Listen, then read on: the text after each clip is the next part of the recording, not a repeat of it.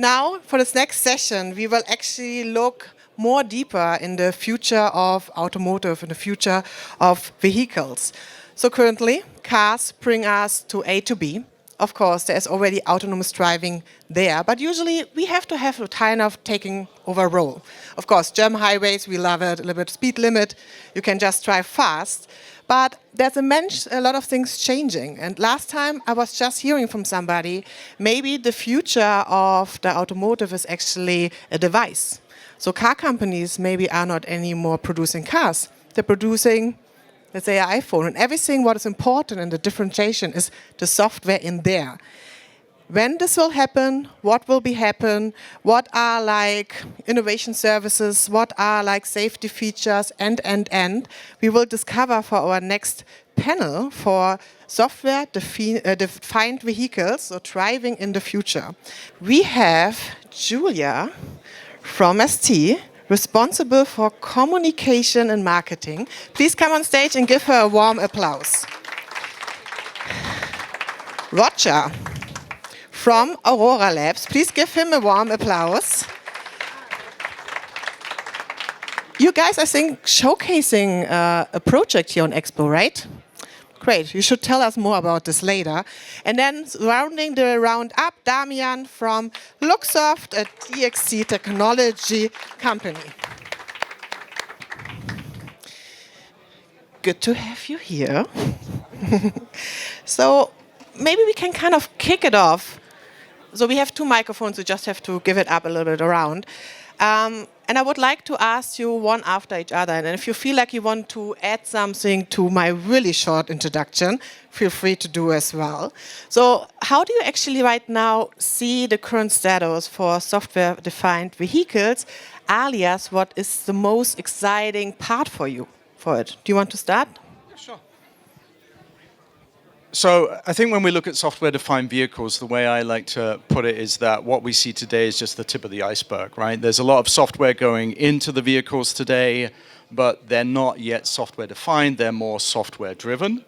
What's exciting, though, is really the potential that we see. I mean, if you look at some of the differences between the OEMs, and I know a lot of people, they take a look and say, you know, Tesla's a software-defined vehicle, and to a certain extent, it is it, because it was built greenfield.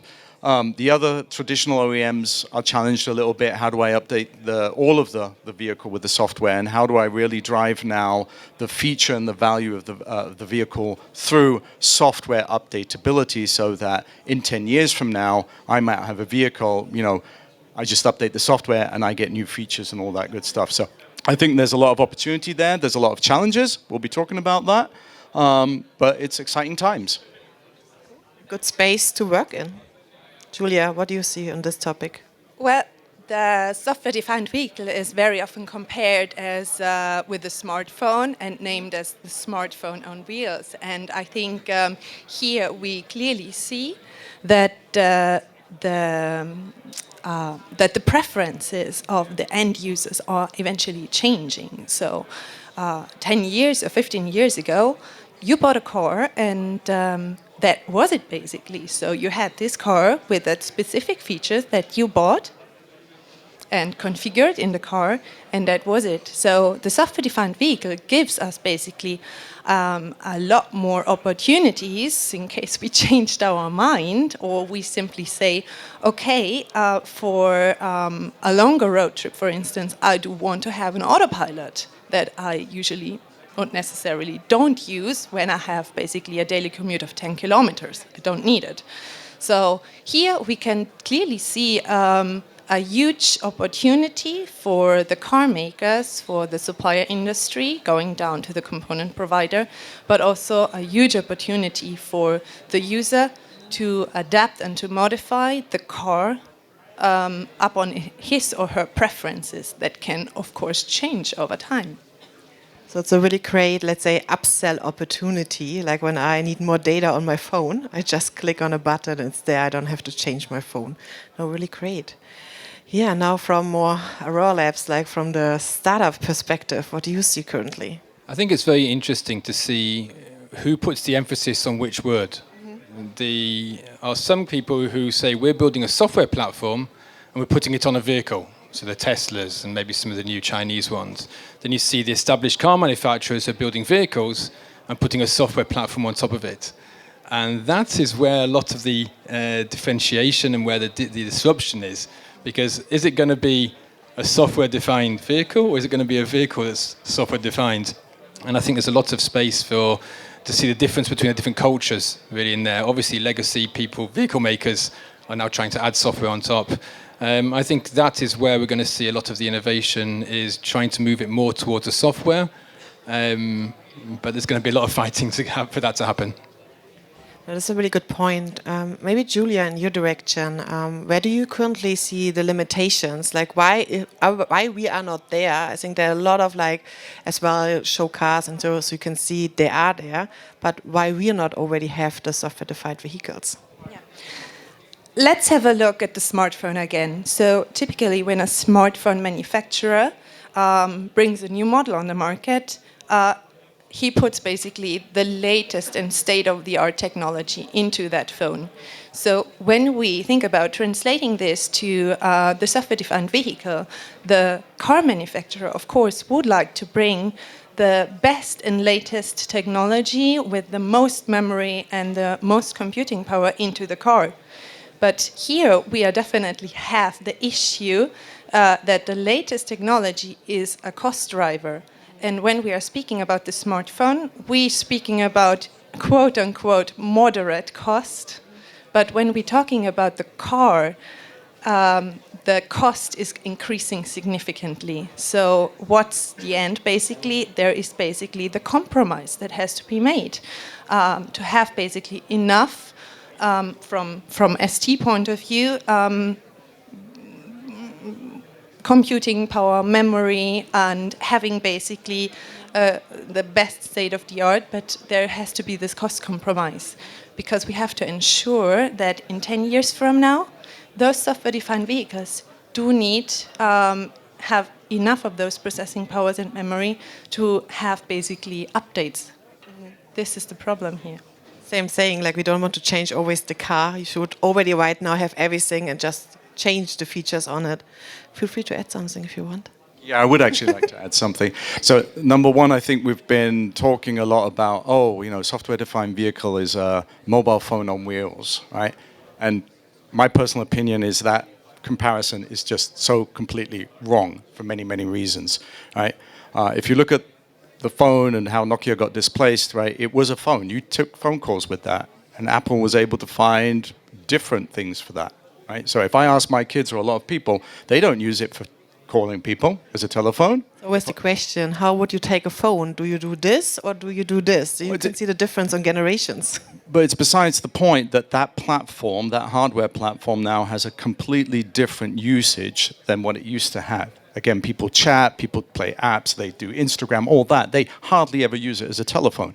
If I look at a vehicle, it gets me from A to B. That is not going to go away. I can do whatever I want to do with software. It's still going to take me from A to B.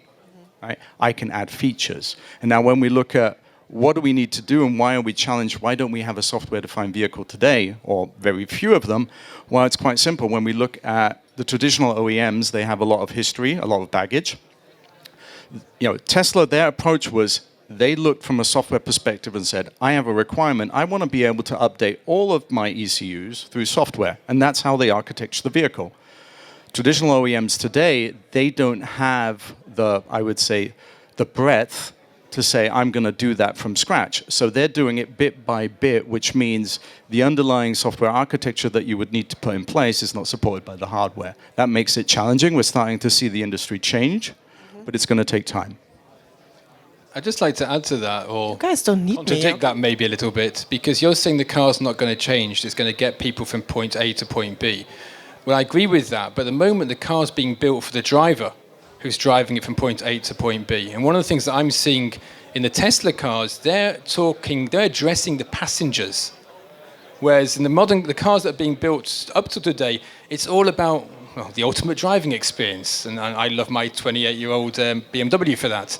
It's about the driver. So I think when the attention goes to the inhabitants, the passengers, that's when we're going to see, yes, we'll still be spending, might be 10 kilometers, but it's taking me at least an hour and a half for that nowadays. And if the emphasis is on what I'm doing as a passenger in that commute to work and not what I'm doing as a driver in the commute to work, then it changes the whole feeling, the whole way the car's built and the services that are offered to me as a passenger. Forget the questions. Roger, you're absolutely right. I'm not implying that there won't be. I mean, you'll be able to use the car differently, right? I mean, once automated driving, autonomous driving becomes a thing, and you can use it like your mobile phone, it becomes a third living space. All of that. So, the software will change how I use a vehicle. What I'm saying is that the initial need for a vehicle to get you to A to B, that's not going to go away. You're not going to go. And we have these conversations, right? Gamification, gaming in vehicle. Right? Am I really going to go out of my basement where I've got an Xbox and a, 25-inch screen and I'm playing a video? Am I going to go and sit in my car and do that? I think you, Julia. Okay. Will you go with your Xbox in the car? Yes, this is maybe very foreign for us, but have a look to China, because they have a completely different approach to their cars and how they use it. They basically use it as a second living room, and they have a much more intimate, feeling towards their cars and the space in it. Which is absolutely correct. And one of the challenges is in the regions, right? Every region, every culture is different, right? If you look at OEMs that went to the US and failed, why did they fail? Well, because they didn't believe they needed a cup holder. Right? Simple things like that. So yes, you're right. Depending on the culture where you're building that vehicle, you have to be able to adapt. And that's where software will be able to help with that. So, but I think as well, it showed with the Three Horizon as well, it's a change of habits as well. So if you use that your car as your living space or listening to music and podcasts, using the time differently in between, I think then as well you're changing your habits and as well the use of the car. Quick question, because AI is a really, really big buzzword, of course, right now, and there's so many different use cases. But I can imagine it gives as well like a big opportunity for the software-defined vehicle. Maybe, Roger, what are your thoughts about this? I think what AI enables us to do is to learn from the past behavior and predict how future behaviors, the systems need to work. What essentially this enables is agility. So when we're talking about software, we're talking about software in general, the difference between software and hardware. Software is incredibly agile, can always change, and hardware is physically set. The concept of software-defined vehicle, when it's taken to its extreme, is a system, a device, a mobility device which is agile, which can adapt to the different people and the different usage, the usage of it by different people. And I think this is where the AI can really come into play. It can make the software adapt, it can make the services adapt. In the future, it might make the hardware adapt, but we're not quite there yet. We now mention, like, we have the cars, we have the software, we have the components. So maybe, especially because you have a collaboration project, what is your viewpoint on, like, collaboration, working with startups, corporations, OEMs, tiers? Maybe, Julia, you would like to reply on this.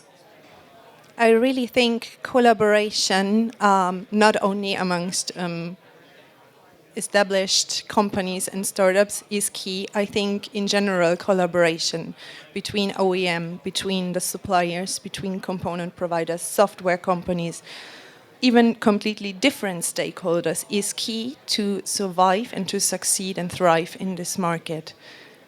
And what was your project together? What can people discover and where can they find it?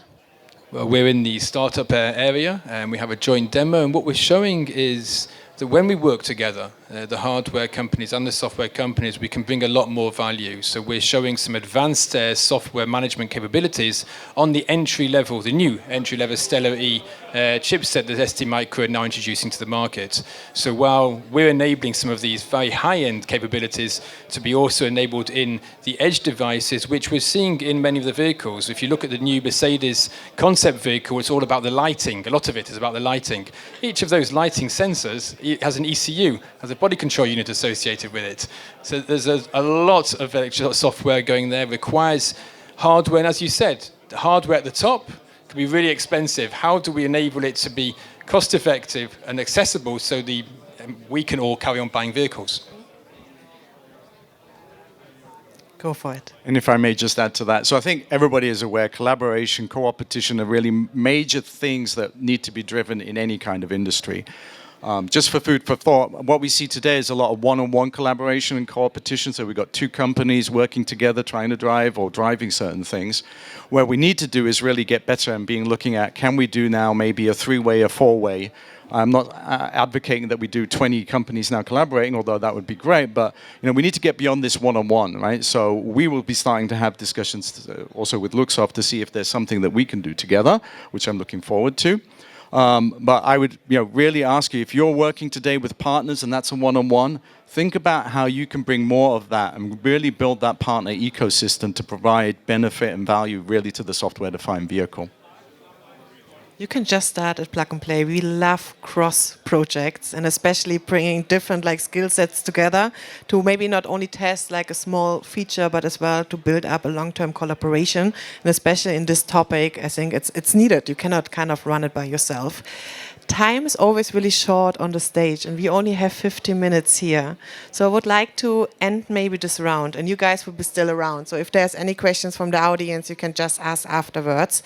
Especially, you could see everybody's really engaged, everybody's really emotionally attached as well to the topic. So maybe ending kind of the round, kind of what drives you to work in this topic, what drives as well Luxoft as an example, or ST, or Aurora Labs to really push this topic, to collaborate, to talk about it. And I would say, again, starting on the left, ending the round.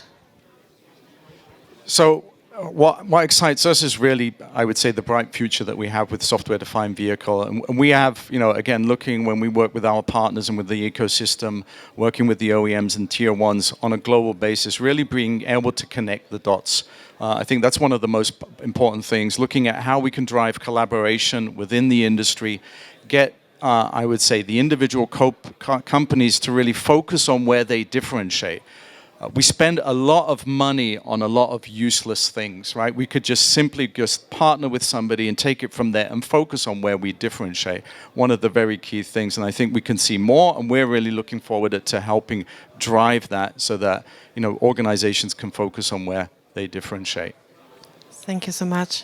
Julia, what are you excited about?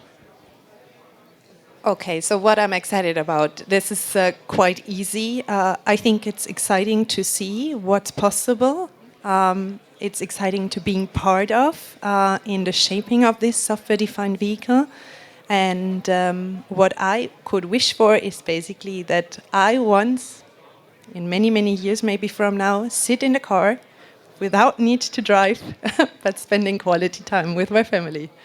I totally agree on this. I'm excited about this as well. Finishing the round, Roger, what you are excited about? I'll finish by saying the software-defined vehicle is a platform for innovation. And what I would love to see is, as beforehand, I'd like to see the big companies embrace open innovation, as was suggested here, and really take on multiple players that are coming together to create a platform, to create new services and new functionality which can take us all forward. I think the automotive industry is at the cusp of a revolution. It's driving, as you said, in 10 years' time is not going to be the same as it is today.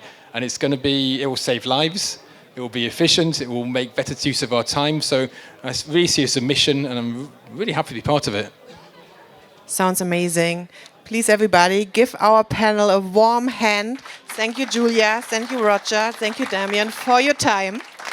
You will be around and really check out the demo at their booth. I think you guys will have as well a pitch later on stage. And then thank you so much and speak to you soon. Just very quickly, if you still don't know what a software-defined vehicle is, the guys from Vehicle, they have a great demo. They can explain it to you. But don't run around now, later, in the break. Thank you so much.